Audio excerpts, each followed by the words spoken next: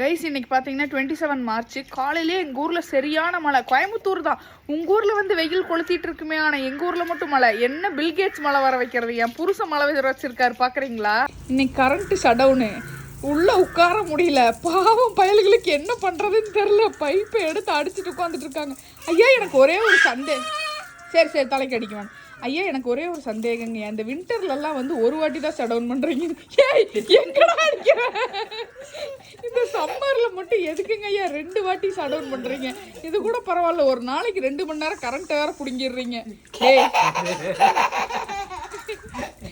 மழை வருது, உங்கள் வீட்லேயும் வந்து இந்த மாதிரி மழை வர வச்சு சம்மரை வந்து இவனுக்கு வந்து தலையில படக்கூடாது. கோயம்புத்தூர் சூட எத்தனை பேருக்கு வந்து சுத்தமா பேர் பண்ண முடியலன்னு சொல்லுங்க. இது கோயம்புத்தூர் மாதிரியே இல்லை, ஏதோ ராஜஸ்தான் பாலைவனத்துல வாழ்ற மாதிரி இருக்குது.